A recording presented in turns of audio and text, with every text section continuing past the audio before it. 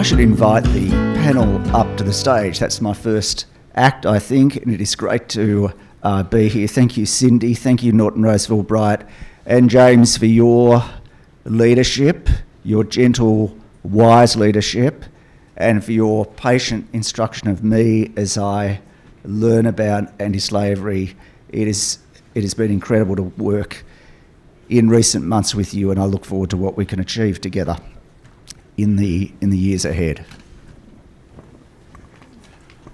So to thank our panellists, we've got a 45-minute segment and quite a few questions, so I'd ask them to bear that in mind. I'll introduce them as I pop the first question to each one of them, and there wouldn't be a better place to start than with the chairman of the New South Wales Committee, the member for Wagga Wagga, Dr. Joe McGirr, who is on my left. He's had many decades of working in regional New South Wales, originally in emergency medicine, then in health and hospital management, followed by university administration before entering politics many years ago. But his vital role and relevance here today is as chair of the New South Wales Modern Slavery Committee. So welcome to you, Joe, and I'm going to, if I can, put the first question to you. Just looking at the UK experience and political support and securing buy-in, so the UK has seen Action for Modern Slavery impact the resourcing of on-the-ground support. So as chair of the New South Wales Committee, what do you think this committee can do, your committee role it can play in ensuring the political will to tackle modern slavery so that its work remains strong? Thanks very much, Michael, and can I begin by acknowledging the traditional custodians of the lands we're meeting on and pay my respects to elders past, present and emerging, and particularly I come from Wiradjuri land and I just want to acknowledge the elders of my community there. Thanks very much, Michael. As chair of the Modern Slavery Committee, I think it's the only Modern Slavery Committee in a parliament anywhere, so I guess we're actually setting the, I like to think we're setting the road ahead. A bit of an awesome responsibility, and I acknowledge the Deputy Chair, Jenny Leong, who's with me here today and whose leadership for me has been very important. It's an interesting question. What does the committee do? I looked up the purpose of the committee in the legislation, good place to start, and it said the job is to inquire into matters relating to modern slavery and to report to both Houses of Parliament on matters relating to modern slavery. So that's really not much help, actually. Look, I think the committee probably has three roles. The first is clearly it's made up of members of both Houses of Parliament, reports to both Houses of Parliament, so clearly there's a role in regard to legislation, reviewing legislation and making sure legislation is fit for purpose. And we're conducting an inquiry at the moment into the Ethical Clothing Trades Extended Responsibility Act, for example. So that's an important aspect of what we do. But laws take place, laws don't operate on their own in a vacuum. They take place in a culture and in a community. So I think the second part of the committee's role is about the machinery of government. And it's not just keeping government to account, it's actually asking some pretty tough questions about how the machinery of government works. And then the government is responsible to the Parliament, so we do have a role, and we have a role, I think, in being a voice for our Parliament back to government. And the session this morning, you say it's a great conference when you learn something, and this morning that was a very powerful session for me, listening to Scarlett, Uncle Widdy, Sarah and Moe, and the importance of listening to the voices of people with lived experience. And government, let's face it, machinery of government is very bureaucratic. Parts of what we're going to get them to do in the Modern Slavery Act is complicated but straightforward, getting them to make sure their supply chains are free of modern slavery. There's a framework that the Anti-Slavery Commissioner has produced which should enable us to do that. But the other part of it is providing services, as James talked about this morning, providing services to victims of modern slavery, listening to them, recognising it and providing services that genuinely meet their needs. And look, I've worked in bureaucracy. I was an emergency physician in an emergency department. I led health systems. I've great respect for our government systems in this country and in New South Wales. I think despite all the media, they've got integrity and they operate very effectively. But you know, they are bureaucracies. And bureaucracies by their very nature can be very brutal. At the best, they can just be resistant to the ideas of people that they are meant to serve. And at worst, they can actually make their conditions much worse. And how do we actually get that change to happen, and how do we keep the government accountable for that? And I think that's the challenge for us, that's a role for us. I think an important part of that is making sure that we do listen to the people with lived experience, and then making sure that government is able to listen to that. So the session today has been very powerful. And thirdly, I just think the committee needs to model to the rest of the parliament how to conduct this discussion. And I think James' call out this morning about how media reports modern slavery and the discussion that takes place in our community has a very important role, I think, as a bipartisan committee of encouraging amongst our parliamentary colleagues a very sensible discussion that puts the lived experience at the centre of that discussion. So they're the three areas. Thanks, Joe. And we're going to now just explore the roles of different parts of government. But before I do that, to welcome Lina Garcia-Daza.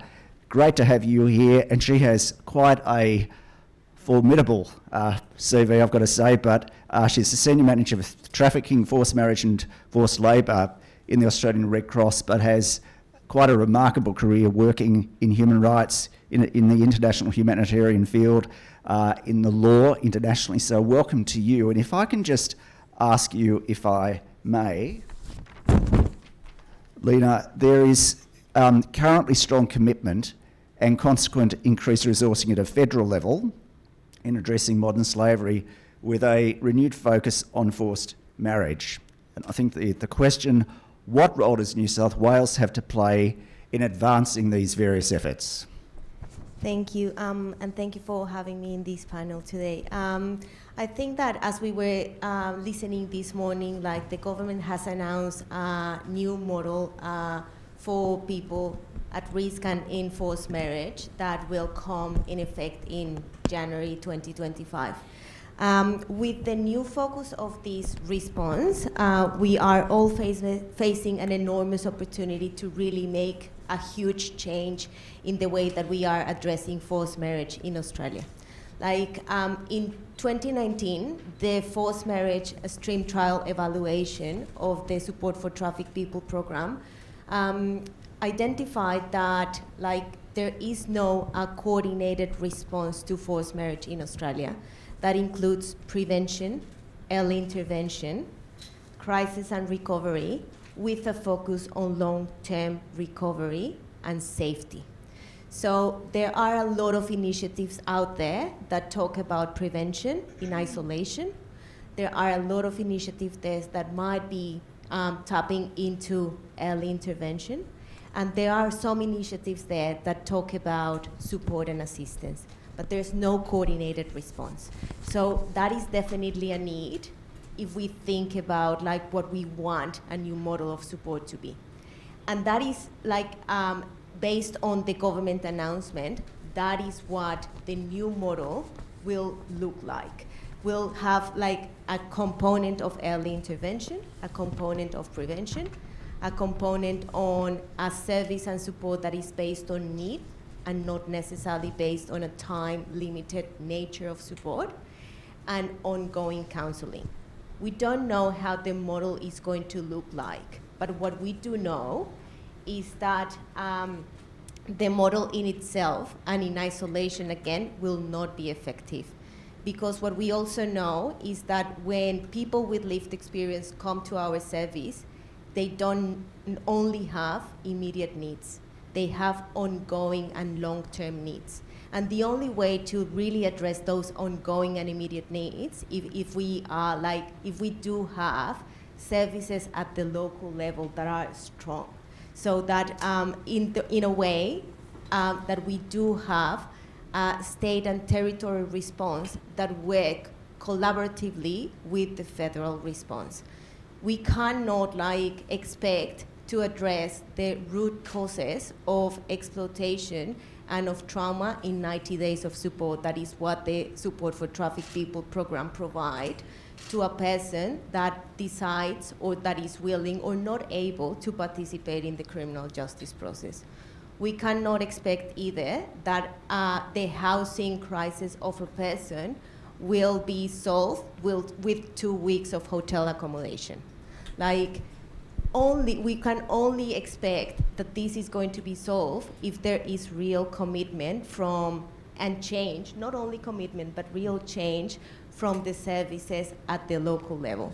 So we need a change in housing, but we also need a change of the way that child protection agencies, and in the context of New South Wales, the DCJ, address modern slavery.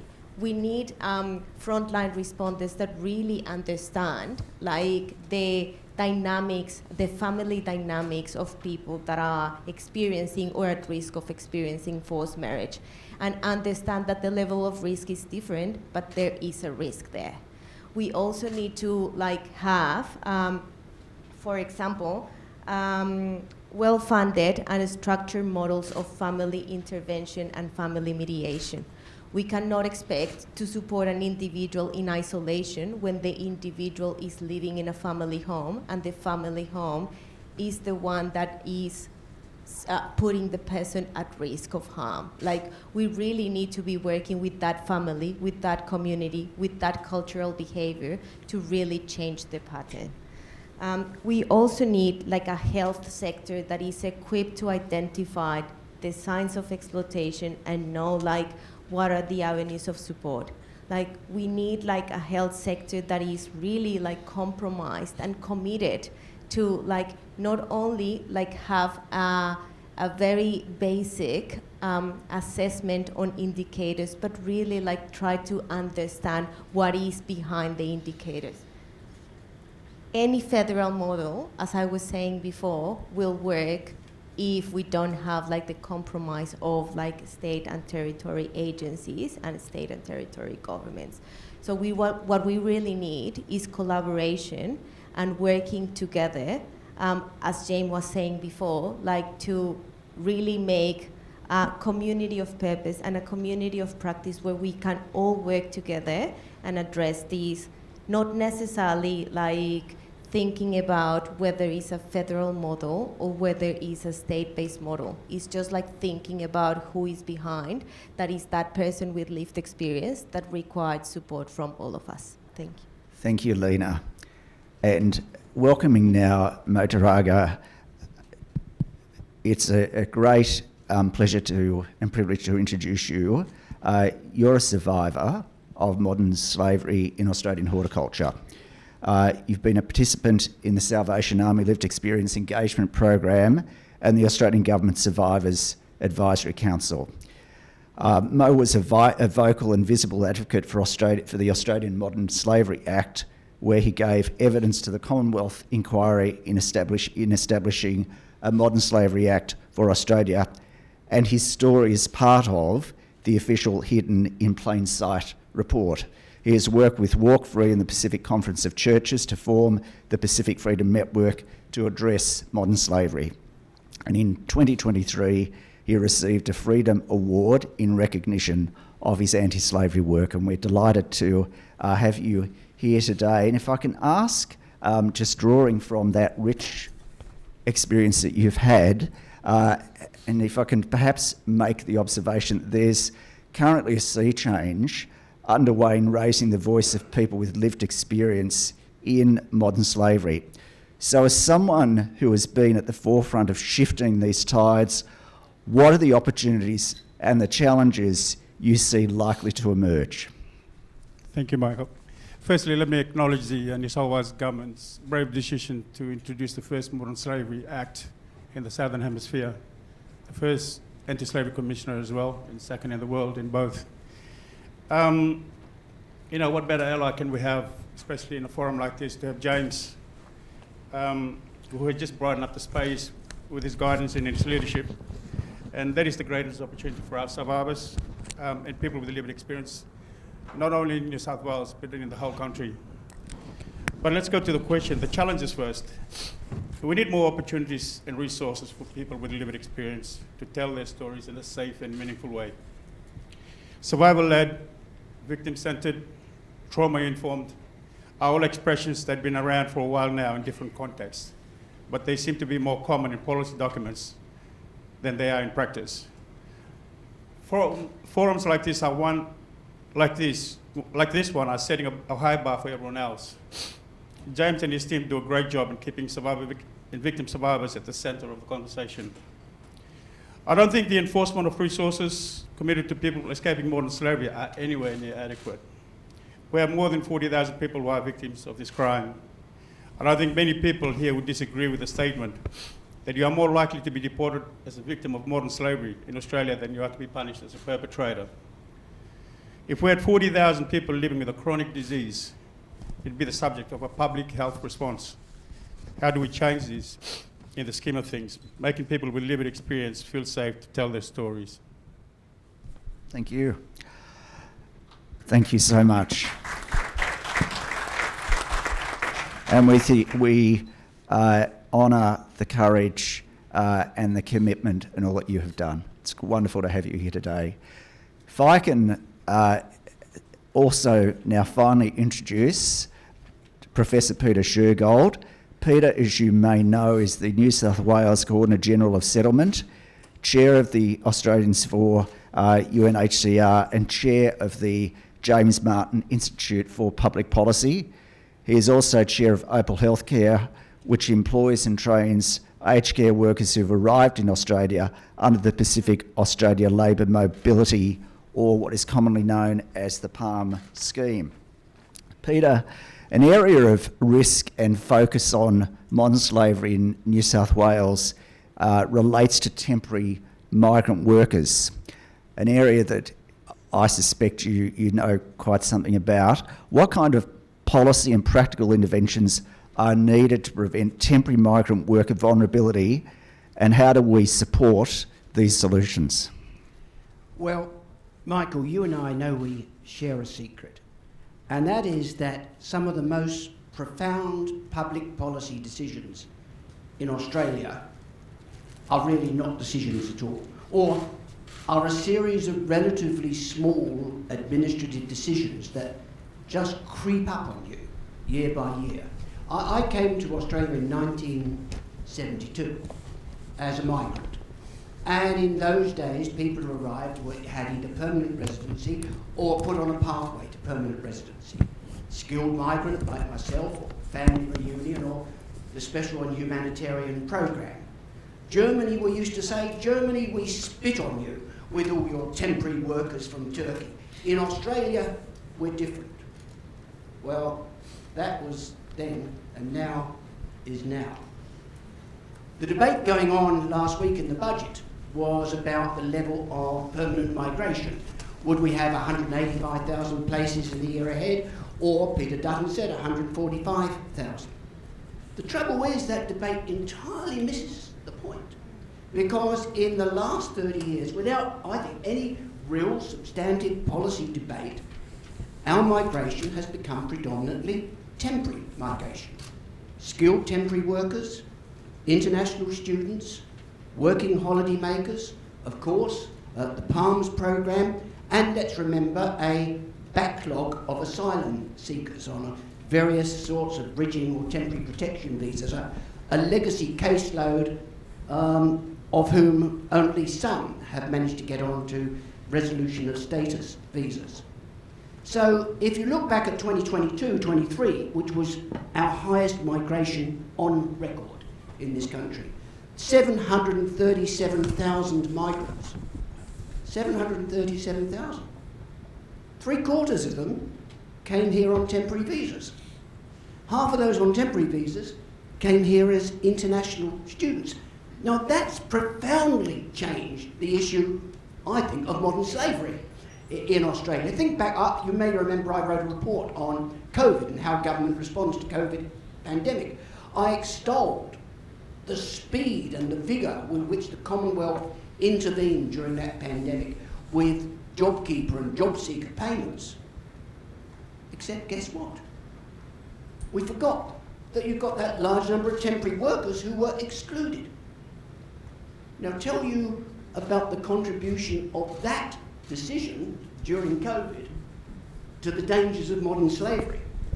So what we've now got is workers who fear having their visas revoked if they complain about their poor working conditions. We've got workers who fear that they will be caught when they are not keeping to the terms of their visa conditions. For example, international students can only work 48 hours over 2 weeks during term time. Many do more, and they're worried about being caught. We've got workers who purposely, for a variety of reasons, abscond, I actually hate that word, or disengage from their visas. And the example of that is, of course, palm workers who often feel they are being unfairly treated. And so they disengage. What do you do when you disengage?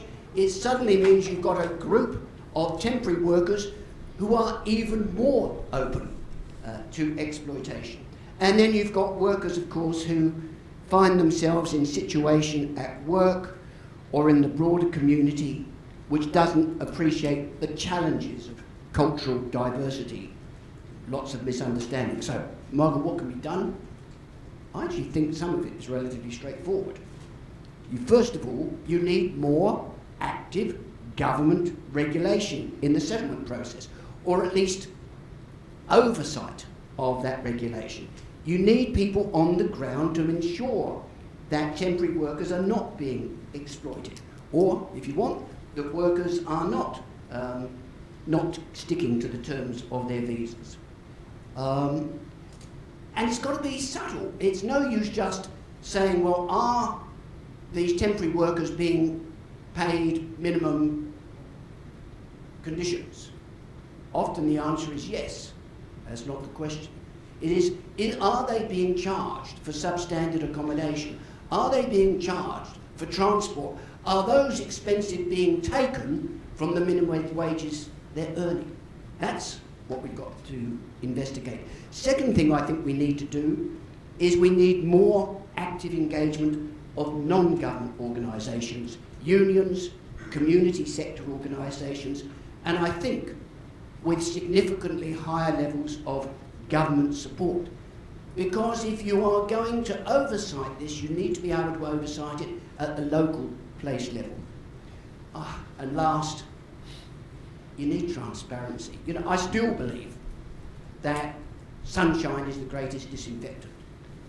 You know, transparency is the basis of public accountability, public responsibility, public answerability. And yet in so many of these areas, either governments and government departments do not have the data we need, or they don't share the data that we need. I still cannot tell you, after many, how many, for example, of palm workers have actually disengaged from the program. I don't know whether I'm dealing with a small handful of anecdotal stories, or 5 or 10 or 20%. I have no idea.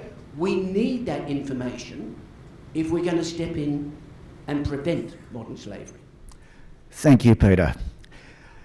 If I can come back to you, Joe, and I think all of us in this room today are very mindful of the vital place of lived experience in understanding the issues that we're here to discuss. But if I can talk about your committee and how it's sought to engage, Joe, with people with lived experience in your deliberations and the work you've done, and in your own way, can you tell us why this is so important and where do you think it leads? Yeah, thanks very much, Michael. Look, the committee's, to be frank, at the start of a journey on this. We were required, the committee was formed in the second part really of last year, despite the fact that the Act, I think, began in 2018. It wasn't proclaimed until much later. We were required to do a review of the Act, believe it or not, and we had a deadline for that in December. So we did submit a review, but it became clear to the committee in the course of conducting that review that, one, there were a number of changes to the Act that we needed to recommend to government, but two, that we also needed to hear not just from the sector, not just from the services, but from the people with lived experience experts. And it also became clear to the committee that that was not a straightforward process, because the way the committee normally operates is, of course, you seek submissions and you follow that with public hearings. Public hearings are these, I think, terrifying events where, but as a public servant, you've probably been before committees before, where a group of politicians at one of the tables sits there and you actually take an oath and give evidence, a bit like in a court, and then people fire questions at you. Not the sort of environment, I think, that would be conducive or welcoming to people with lived experience expertise, to say the least. And so we've actually had to think through how we do this. We submitted a report, but we made it clear that we needed to continue the work of reviewing the Act. And the committee this year has been thinking through and working, can I say, with the Anti-Slavery Commissioner on just how we will engage with people with lived experience expertise and the settings for that. And working with Jenny, we've designed a protocol for the committee that we're going to adopt in the second part of the year. It's very much an exercise for us in being very careful. We need to be mindful as committee members of our own attitudes. We'll need, I think, some coaching ourselves in how we do this. But I think if we're actually truly going to hear the voice of people who've suffered and have experience, and we are going to take them through recovery into leadership, and we're going to model our laws and government actions appropriately, then we need to listen to that. That government needs to listen to that. And I think as a committee, we need to model that for government. And I think it's a very important role. Thank you, Joe.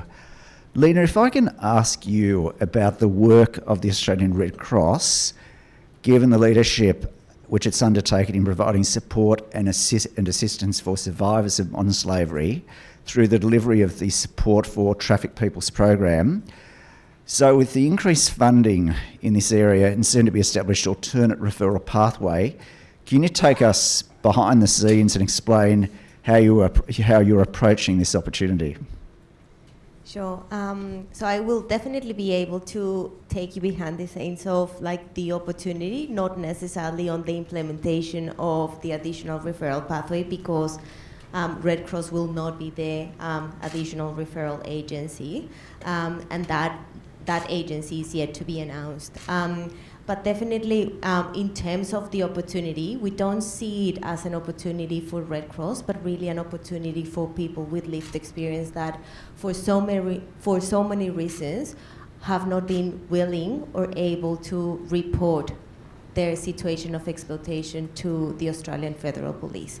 That's where like the opportunity really sits, and is the possibility of having supports available for people that, for many reasons, including fear of authorities, fear of reprisals, fear of different threats, fear of immigration and deportation, have not been able or are not willing to like report to the Australian Federal Police. So I can see three main opportunities. The first one is that it could potentially contribute to an increase of identification, because, again, people that have not been able to or not willing to report will be able to have an alternative way to receive support and report and make an informed decision on whether they want to contribute to the criminal justice process or not. The second one, and related to the first one, is that it might increase prosecutions and investigations, because like support needs to come first. When people are well supported, and when people like do have a roof, do have counseling services, do have access to the essential services, people might then be able to like make an informed decision on whether they want to contribute to the criminal investigation and whether they feel that they are in a headspace to like really go towards that pathway. But without supports in place, that's very challenging. And the third one is that will provide the opportunity for more people with lived experience to access support that like otherwise might not have been able to access support. And we are thinking here not necessarily the ones that have not decided to like report, but people who might have like not been able to go ahead with the investigation because of multiple reasons that AFP might have provided. We might not necessarily know all the reasons, but we have heard, for example, that like sometimes AFP cannot continue with the investigation because the alleged perpetrator is overseas. But that doesn't necessarily mean that the person has not lived experience and have not experienced exploitation. So that those type of people will be able to receive support. Now, like in terms of the challenges, and I'll be very quick, like, of course, like the first challenge that we see is that the system is still reliant on people going forward and report.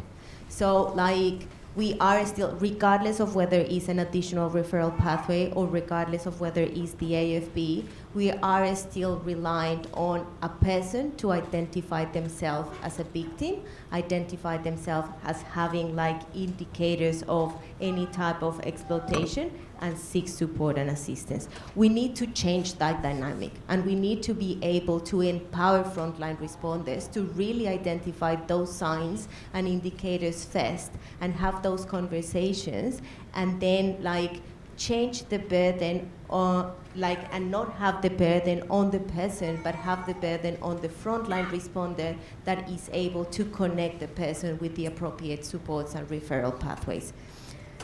The second challenge is that people with lived experience present with ongoing needs. And as I was mentioning before, unless we have a cross-jurisdictional and cross-sectoral response, like the response will never be like holistic and comprehensive. We need to be thinking about that, like when a person experiences exploitation, the person does not experience exploitation in a vacuum. And like one response will not like serve all of them. Like it might be that a person might be better response in like the family and domestic pathway and not necessarily the modern slavery pathway. But others might be benefit from a little bit of one and a little bit of the other one. So that's why it's very important to think about a cross-sectoral and cross-jurisdictional response. And the third one, the third challenge that we really see is that in Australia, we don't have a standard assessment tool. So despite like we talk about indicators, despite we talk about signs of modern slavery, there is no assessment tool available for all organizations and across Australian Federal Police, and now the new additional referral pathway. So that's a challenge that the additional referral pathway agency would have to overcome, and the other agencies that might be like potentially referring to that agency will also have to overcome. Thank you, Lina. Moe, if I can come back to you, and just drawing from your experience and lived experience and the insight you're able to bring, the question of the current services that are available to people seeking to rebuild their lives after experiencing slavery-like practices, what do you consider the primary factors that must be included to improve people's ability to reclaim their agency? Thank you, Michael. Hopefully by the end of the year we'll have a national anti-slavery commissioner. So I'm very pleased that the government seems to have taken on board our advocacy as a collective about including survivor engagement within the commissioner's remit. There will be a lot of expectations about the things and all the person that can do or to achieve. But we've done our best to ensure that people with lived experience have a national champion in our corner. Morely, we need more pathways for survivors. Official, alternate, informal, don't really care what you call them. You can't reclaim your agency if you're still in modern slavery. We all know victim identification by government and law enforcement is low. If you're living in a situation of modern slavery, you need support immediately. When survivors are being assessed, they need case management, welfare, and accommodation. As it happens, we have a lot of social service providers in this country. Despite the growing profile of modern slavery, there's still only one safe house dedicated to modern slavery for victim survivors. So it'd be great to see more people working collaboratively in this space.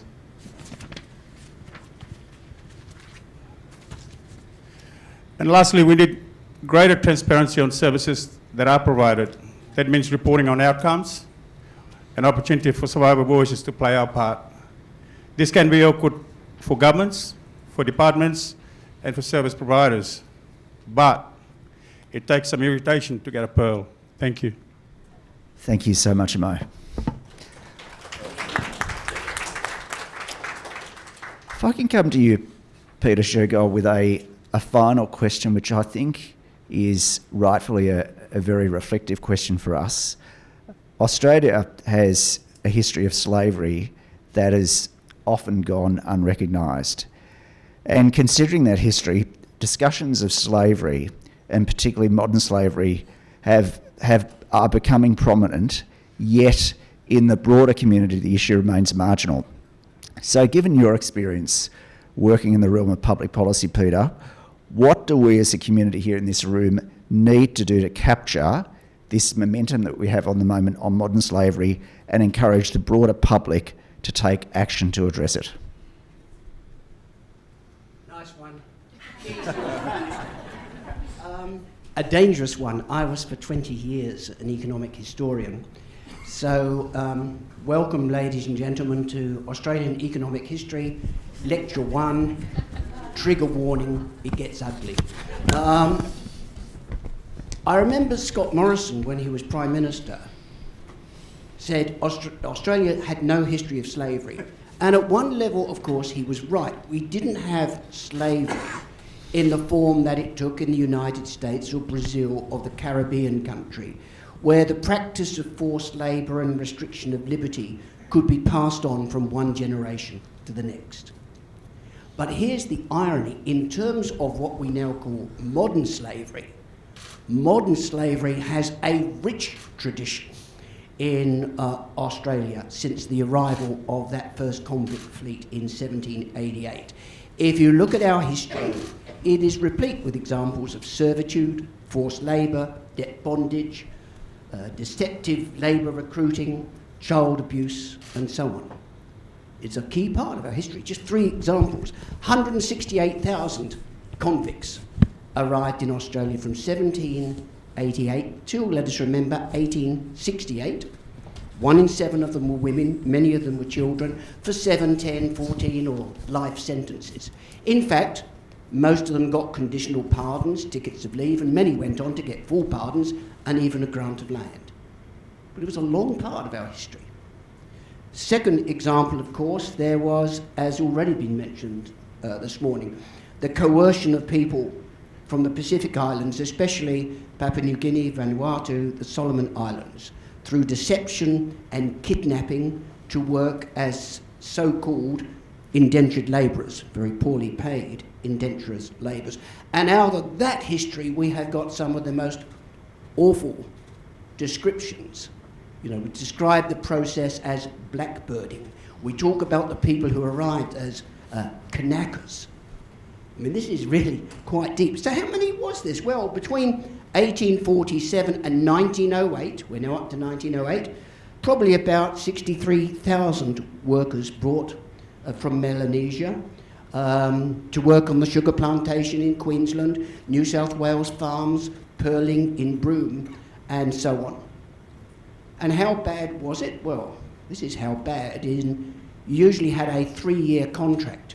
In Queensland, 30% of those workers died during that 3 years. That, incidentally, is pretty well the same mortality rate of Africans when they first arrived in the United States, about a 30% mortality in the first 3 years. So it's right up there.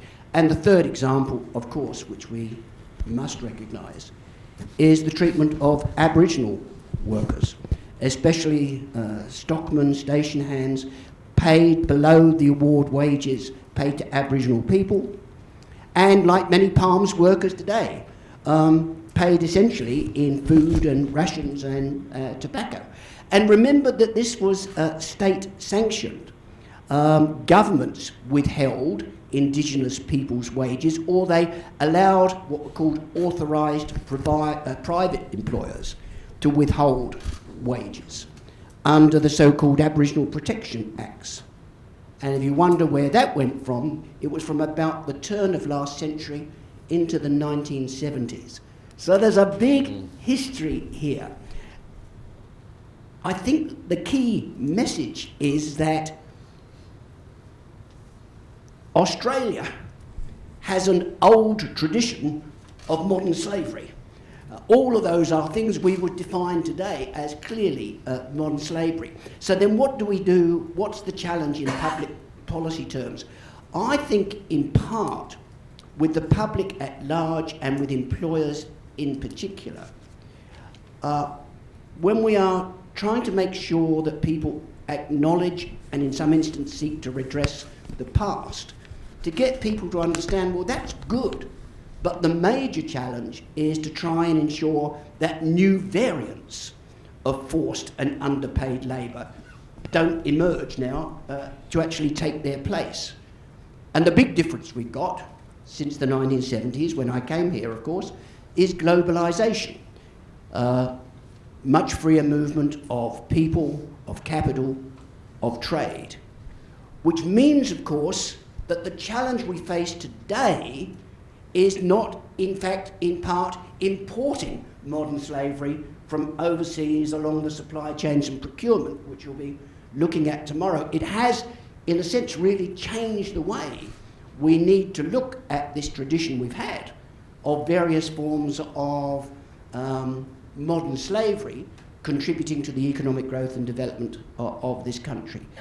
And what we've got to do, therefore, is to get companies like mine, Opal Healthcare, which I chair, get them to understand that this is a real and serious issue. Remember that companies like us, you know, you have to report under the Aged Care Act, the Disability Age Cap, you're subject to many investigations, you've got to report in your terms of corporate finances, now you've got to report on sustainability, ESG, social impact. And the danger is that James comes along and here's another regulation for you to report on modern slavery, which we do. I think it's important. The danger is that it can seem like ticker box compliance if people don't understand the real purpose and the real dangers for what we're doing this. And that's why I think this forum is so important. Thank you so much, Peter. I do want to thank our panel for beginning to unpack a number of themes which I hope will be foundational for the rest of today and tomorrow. I thank them for the spirit and the intelligence which they have done that. And I will, on that note, close out. And from all of us, just hoping that you do have a really powerful couple of days. Thank you.